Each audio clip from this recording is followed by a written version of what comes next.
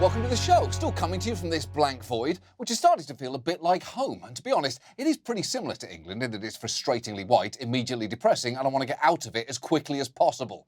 Look, it's been another busy week. Cher turned 75, the House voted to create an independent commission to investigate the Capitol assault, and the Supreme Court did this. The Supreme Court says it will take up the most direct challenge to Roe v. Wade in a generation this fall. At issue, a Mississippi law that would ban almost all abortions after 15 weeks of pregnancy. It's similar to bans recently passed in other conservative-leaning states, all designed to get the newly conservative Supreme Court to confront Roe v. Wade head-on. Yup. The thing conservatives have been trying to do for decades now is finally happening. Rolling back abortion rights is pretty much the reason the country had to watch a human beer bong scream and cry during a job interview, the reason everyone freaked out when an 87-year-old woman died, and the reason why the president and half his inner circle all got COVID in the Rose Garden. Wasn't that a fun couple of days? All of that was building up to this depressingly significant moment. And states have been pushing the envelope hard when it comes to limiting abortion, with the latest attempt coming just this week in Texas. Texas has just adopted one of the most restrictive anti-abortion laws in the nation. Republican Governor Greg Abbott signed the bill yesterday. It bans the procedure as early as 6 weeks into a pregnancy, before many women even know they're pregnant. Well, that's infuriating, and made somehow even worse by the fact that they seem to cram the few women in the room right behind Abbott, and then let what can only be described as a Joseph A. Bank of men fill in everywhere else. You usually don't see that many men in suits lined up to disappoint women unless it's the first night of The Bachelorette. And for many behind that bill, including one of its sponsors, State Senator Charles Schwertner, restricting access to abortion has long been a priority. In 2017, he silenced a witness testifying against an earlier anti-abortion bill so hard, his gavel broke the glass tabletop of his desk. Take a look. SB 415 inserts itself into the exam room by putting physicians in the unconscionable position of having to deny a woman the evidence-based, compassionate care that results in the fewest complications. I want to remind you all, especially the doctors on this committee, that a vote for this bill puts women's lives on the line. I urge you all to stop playing with reproductive health care as if it's your own political puppet. Thank you. Thank you. Your time is done. Wow. You know what they say, women are too emotional to make decisions about their own bodies. Best leave it to a level-headed, reasonable man who hulks out on his desk at work. Because just look at what that fucking gavel did. In every way, that's the exact opposite of what's meant by breaking the glass ceiling. And there will clearly be much more to say on this story as it unfolds. But for now, let's try and take a look at news that isn't actively depressing. And here's one. In Philadelphia, Larry Krasner, the reformed DA, won a hotly contested primary, and Krasner's victory was by no means assured. The police union backed his opponent in the primary, and he's come under attack for bold reforms like vowing to never pursue a death sentence, reduce the number of people sent to prison by seeking alternatives to incarceration, and to stop illegal stop and frisk, reform cash bail, and end the abuse of civil asset forfeiture, which is a striking set of promises, especially coming from a guy whose face sweater combo whispers, "I've got audiobooks on vinyl." Now, Krasner still has to face a Republican in the general election, specifically this man, Charles Peruto, who is a lot. His platform is the antithesis of Krasner's, and he said, "My first line of business is to meet with every police captain. I want to have my wife cook them dinner," while also releasing this video. I was born and raised in West Philadelphia, 64th and Jefferson. I was born in a mixed neighborhood. I loved it. Ironically enough, the kid I hung out with every day was Michael Jackson. He didn't sing, but he played hoops. I understand black people just about as well as a black person. I'm not going to say equal, but pretty good. Okay. That guy sitting in that office saying he understands black people as well as any black person isn't great, even if he does slightly walk it back by saying, "I'm not going to say equal, but pretty good." A level of nuance not seen since Plessy versus Ferguson. The whole video is 35 minutes long and shot in a single take with real, "no one in my family wants to listen to me anymore, so they showed me how to use a webcam" energy. And look, Peruto is unlikely to win, but he does speak to the post-Trump trend where extreme cartoonishness isn't a deal breaker for candidates, it's a selling point. Take Missouri's Mark McCloskey, who you might remember as the man who pointed a gun at Black Lives Matter protesters while somehow making a polo shirt look slutty. Well, this week, he declared his candidacy for Senate with this ad. When the angry mob came to destroy my house and kill my family, I took a stand against them. Now I'm asking for the privilege to take that stand for all of us. I will never back down. Okay, setting aside the fact McCluskey looks like what you get if Sean Hannity fucked a packing peanut, when the mob came to destroy my house and my family, get over yourself, McCluskey. Those were protesters walking past your yard on their way to the mayor's house. No one cared about you until you started waving guns in their face. And quick side note, if there are nationwide protests against racism and your first response is, they're coming for me, maybe think about what that says about you. And I would say McCluskey's was the most ridiculous campaign announcement this week, were it not for the fact that Andrew Giuliani, son of Rudy, is now running for governor of New York. And even Fox News pointed out he's doing so on the thinnest possible resume. One of the things that's being asked about you is if you have the experience to take on the job of governor. You worked at the Trump White House for 4 years and were a professional golfer before that. The truth is, Martha, from an experience perspective, I may be 35 years old, but you got to remember, I spent 32 years, parts of 32 years in politics and in government. I'm the only announced candidate that actually has spent parts of 5 decades in politics. So I may look young, but I certainly feel a lot older.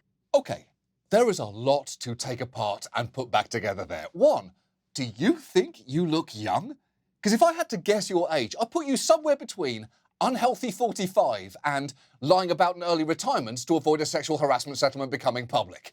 Also, why would you claim to have been in politics since you were 3 years old? Unless you're counting being violently held by your father during his failed 1989 mayoral campaign while dressed as Business Chucky. Are you counting that? And even calling Giuliani a professional golfer needs more context, because his career highlights include being kicked off the Duke golf team for bad behavior, like allegedly throwing an apple into another player's face so hard the apple exploded, and then appearing on a golf-themed reality competition called The Big Break, where he was clearly typecast as the annoying one. Andrew Giuliani, he's talking. That's all he does. I mean, he's just, kind of talking everyone up and, being Andrew pretty much. I know he was talking a lot. Nice ball there. Did that hit the tree? Did that hit the tree? This is impressive. I know a few guys were getting irritated, including myself. That's a tree. You're telling me that's not a tree right there? Are you kidding me? That's totally a tree. I mean, he would talk to this door if it had ears. He knows he talks too much, and we all tell him he does, but it almost makes him, I feel like he wants to talk more. Andrew Giuliani is a nightmare. Imagine being the worst person on a golf reality show. And it's hard to imagine Giuliani winning the support of the entire state of New York, when it seems he can't even win the support of all these future absentee fathers. In other words, his base. And yes, Andrew Giuliani is ridiculous. All these candidates are ridiculous. But if the last few years have taught us anything, it's that ridiculous people can end up getting elected. Just 3 years ago, we did a piece on state attorneys general, and in it, we highlighted Angela Paxton, the wife of Texas's AG. Just listen to his wife proudly describing Paxton's love for lawsuits in what apparently I legally have to call a song. I'm a pistol packing mama, and my husband sues Obama. I'm a pistol packing mama, yes I am. Few things you can glean from that clip. That woman has a gun, a litigious husband, and no future in music whatsoever. And I have somehow aged 30 years since 2018. A truly uncomfortable watch for many reasons. But not long after that segment aired, Angela Paxton was elected to the Texas State Senate. There she is, standing behind Governor Abbott this week as he signed Texas's abortion bill. The point is, yes, these people look like clowns. They are clowns, but it's important to remember that clowns, while funny, are also fucking terrifying. And this week gave us another reminder that if you are not very careful, you can wind up with a clown car full of them, making incredibly important decisions about your life. And now, this. And now, San Francisco City Council meetings' public comments are a joy to behold. Now it's time for public comment. Are there any members of the public who'd like to address this board during general public comment? Please come on up, step forward. Buenos dias, buongiorno, bonjour, ohaya, yasan, kitiko, shalom, Cheerios, guten morgen, aduba uto, salam, good morning America, The View. What I see here are a number of representatives who worship Lucifer. Tobacco is great at getting bed bugs away from your bed.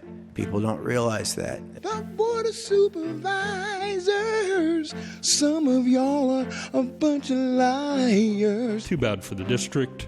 No soup for you. He has a dick, all right?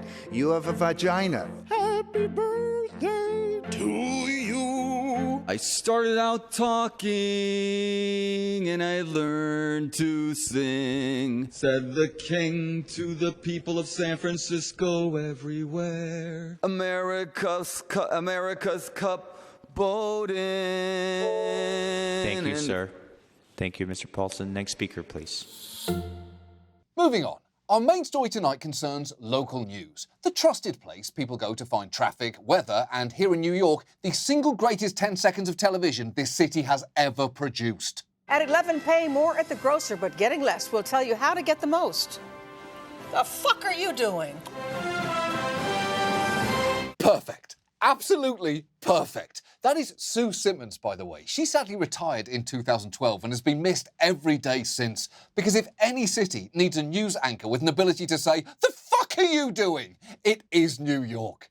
We've talked about local news a lot on this show, particularly regarding just how important it is to any community. We are constantly featuring local news investigations in our stories, and it isn't just important in a civic sense, it's a major moneymaker for stations.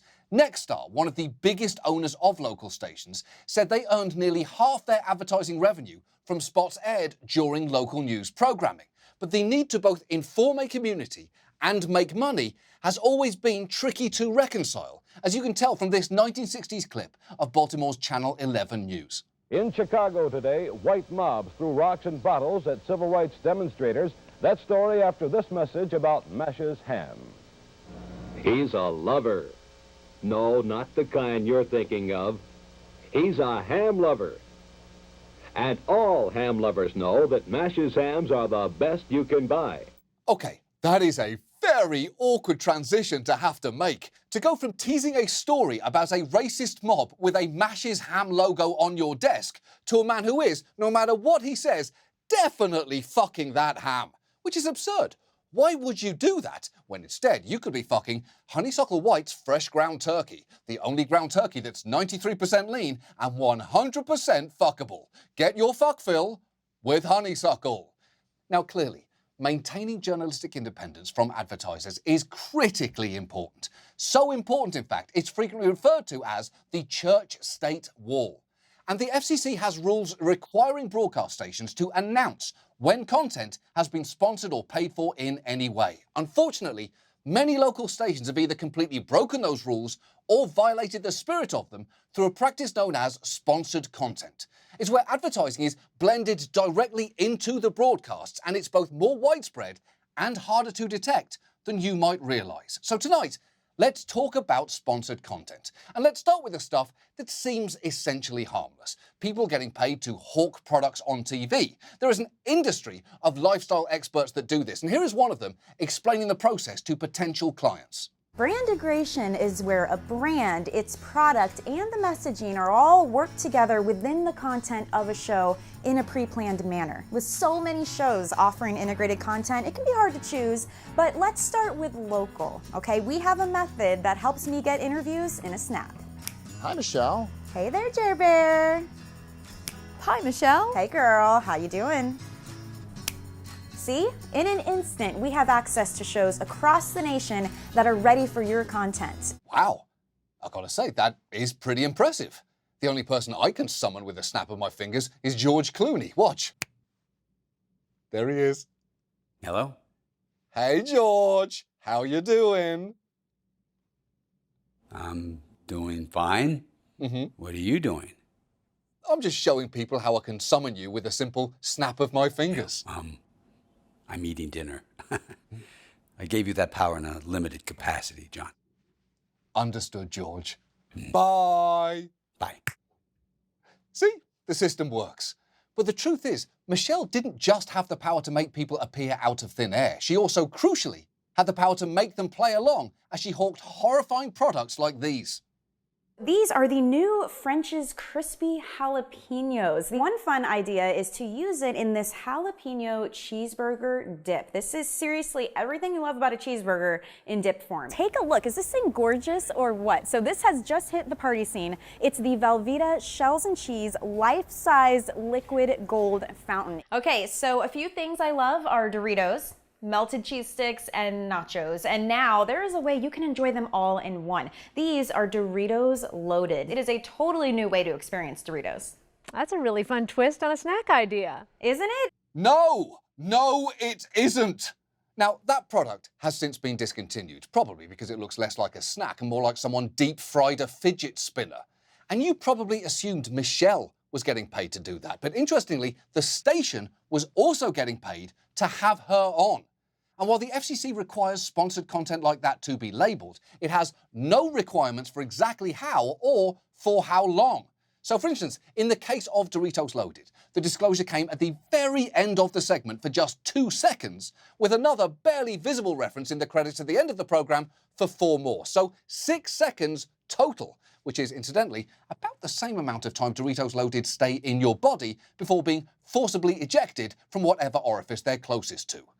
This practice can be so lucrative that many big chains have now set up templates for local shows built around sponsored content. Scripps has Morning Blend, Tegna has Great Day, Nexstar has Daytime, and Sinclair has what I can only assume is The Muslims Attack at Dawn. And it's not just brand experts joining by satellite. Sometimes local businesses will pay for an interview where they can script the questions and make sure that they're presented glowingly. Take Jim Hefner. Until recently, he was a financial advisor in Charlotte, North Carolina, who was on the local show Morning Break all the time and always introduced in very positive terms.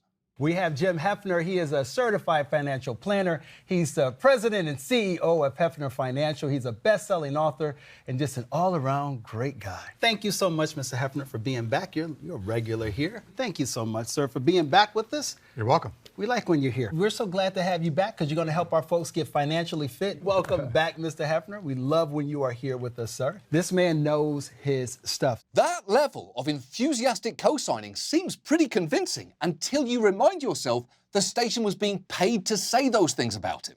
It's the reason no one who gets a birthday cameo from Gary Busey thinks, wow, Gary Busey hopes I make it to 156 years old. He must be my best friend. Instead, they think, wow, Craig just wasted $350 getting Gary Busey to wish me a happy birthday. He must be my best friend.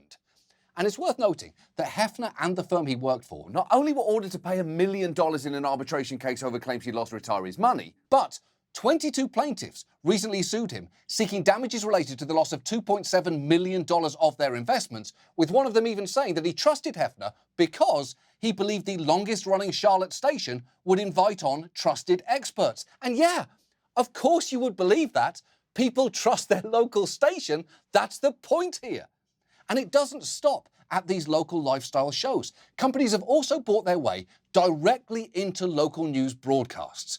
Back in 2017, Sinclair faced a $13.3 million fine from the FCC over segments promoting the Huntsman Cancer Institute, which were broadcast more than 1,000 times on local Sinclair stations with no indication whatsoever that they were sponsored. Some of these segments aired during the evening news. And in hindsight, the tone of the reports were suspiciously upbeat. This complex machine is eradicating cancer without the invasive procedures. For patients like Jeff, this is welcome news. If you're going to have prostate cancer, this is the time to have it. In Salt Lake City, Utah, Mark Cabell reporting. That is a hell of a positive spin. No time like the present to have prostate cancer. What are you waiting for? And despite how he signed off there, is Mark Cabell actually reporting? Because in retrospect, it seems more like Mark Cabell is parroting the absurdly sunny cancer propaganda of his business daddy's favourite money friend. But I will say this, at least that is an instance of a broadcaster acting so egregiously, the FCC was able to take action. A lot of the time, stations are doing just enough to stay the right side of the FCC, but that does not mean that they're not doing massive harm to their credibility, because even when a sponsorship is properly disclosed, I'd argue that there are certain businesses local stations should not be selling themselves out for, especially when it comes to medicine, because a surprising number of segments on these shows are enthusiastic, uncritical showcases for expensive treatments or devices featuring claims that are, to put it charitably, medically dubious. Like this product, which made it onto a regular morning newscast in Utah. Today we're talking about technology aimed to help men with a serious issue. Stephanie and Dustin Wolf, the co-inventors of the world's first clinically tested home-use shockwave device to treat erectile dysfunction and cellulite. It's called the Rocket. This is the Rocket. So the Rocket works on the principle of low-intensity sound wave therapy, which has actually been around in Europe for about 25 years. It's very effective, it's safe, and the technology is FDA recognized. Okay, first, that vibrating taint missile looks utterly terrifying. And while it has since been rebranded from the Rocket to the Phoenix, I'm not sure put this bird that destroys itself in fire near your penis is really much of an upgrade. But second, what does FDA recognized even mean there? It definitely does not mean it's FDA cleared, much less approved. And the FDA actually told us the Phoenix is registered with them as a therapeutic massager though, not as a device to treat erectile dysfunction. And at this point, I legally have to tell you, the manufacturer of the Phoenix says they make no explicit claims about treating ED, which is a little odd because their own website claims the Phoenix offers proven technology to make your penis harder and that you can complete this innovative ED treatment in the privacy of your home. All of which they presumably feel justifies its price tag of, holy shit, $879. But that is not the point here. The point is, if you're going to allow that product into the body of your local newscast, you might want to have some very pointed questions ready and not end the segment like this. Of course, if you want to get more information, where do they find it online, guys? Oh, they can go to getmyrocket.com. There you go. Right. Get that help you need for whatever ailment you've got right there. Yeah, use the Rocket for whatever ailment you've got, especially if that ailment is having, let's say, around $879 too many dollars. And the thing is, that is far from the only weird medical product that's being presented uncritically during sponsored segments. Denver's Mile High Living featured a spa owner promoting this exciting new treatment. Mona Lisa Touch is the first FDA-cleared laser to treat the vagina, and in doing so, it treats the symptoms of vaginal atrophy. So the procedure itself, is it painful? No, it's typically what you'll feel are mild vibrations. I tease, the next day you might feel like you have a sunburned vagina, but it's just healing. Oh, that's okay then. It's just your typical everyday sunburned vagina, and only caused by a laser. So really just your typical everyday laser-roasted genitalia, which is just healing from the laser you deliberately burned it with, it being the inside of your vagina, your run-of-the-mill laser-charred vagina.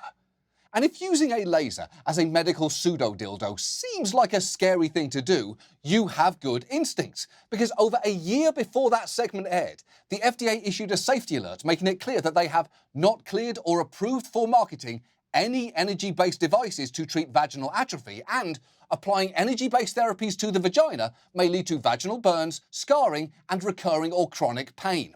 And the problem is, segments with dicey medical claims are just everywhere. Recently, the FDA has warned about the use of unapproved stem cell therapies, which they say can be harmful. But you would not know that to watch some of these shows. Here is a segment from Good Morning Texas, featuring a doctor who's been disciplined multiple times by the state medical board for separate issues, claiming his stem cell therapy can treat things like MS and Parkinson's, despite the fact that stem cells have never been approved to treat any neurological disorder. And it's not just him. Here is a naturopathic doctor making similarly baseless claims on a station in Arizona. So what kind of conditions are you treating with this? So we can treat so many different kinds of conditions. We can do it to joints. We've been doing a lot of that. We do a lot of systemic things as well, including had a patient with Crohn's disease recently, had a patient with heart disease who was in severe heart failure. Both of them, within a week of getting these stem cells, are just feeling great and improved to almost normal. Wow. Yeah. Wow, indeed. That card there suggested he can treat Parkinson's, Alzheimer's, autism, MS, and ALS. It seems the only thing his stem cells can't do is help that station proofread their list of conditions can stem cell therapy benefit, because other than that, got you they covered have. And look, while there is no way of knowing exactly how many people are watching these shows as they air, that's not really the point, as this marketing executive at Nexstar explained to potential advertisers. Now here's the deal. Most people think, okay, so I go on the TV show. I'm on TV, great, this is awesome. It airs at 4 o'clock, I go on, and great, and people see me. Okay, so this is cool. I'm gonna tell you right now, when you actually go on and do that, that isn't even the cake. That's just the icing. You know what the cake is? The video file. At the end, you're gonna have a 4 or 5 minute video file. And you're gonna do what with it? Post it everywhere. Okay, first of all, what is that motion? That is unnecessarily gross. This isn't how you represent cake and icing. This is how you bring a Mash's ham to orgasm. You give it the old wiggle and squeeze, and then a twist and a snap. Oh shit. What is it? Sorry, George. I'm sorry. That one was genuinely an accident. I was just trying to show people how to bring a Mash's ham to orgasm. That's not how you do it. Oh. I guess that's good information to have.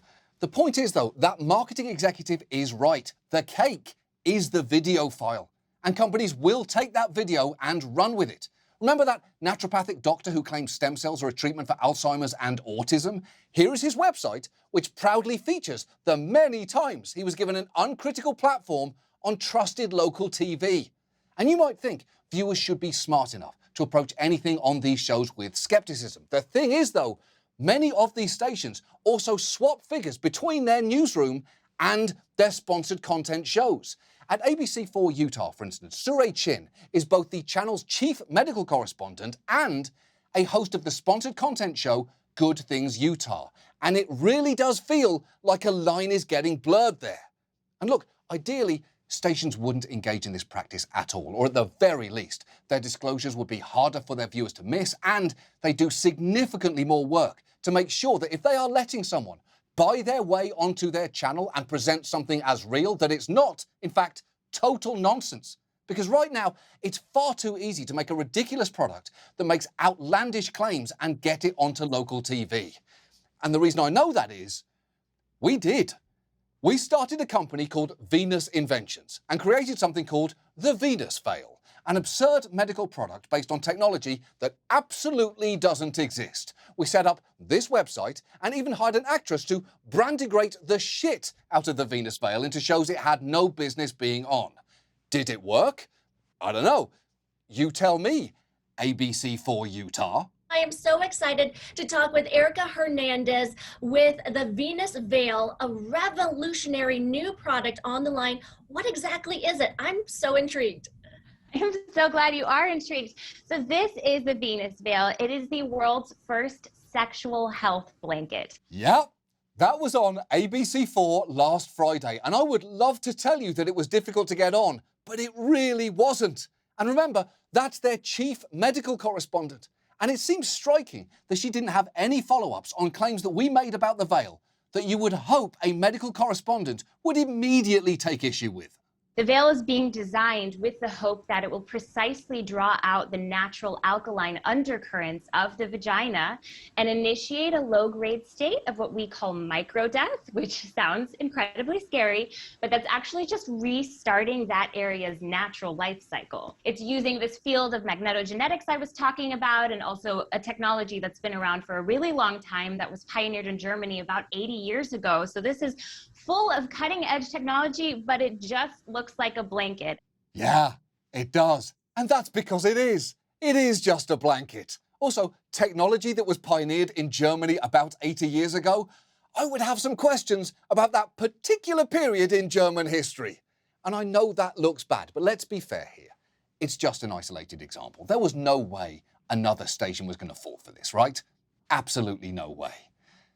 Is there, KView Austin? Because you wouldn't have let us pay to directly follow your 10 p.m. local news this Thursday, would you? There's no way that happened. It includes some pretty interesting technology.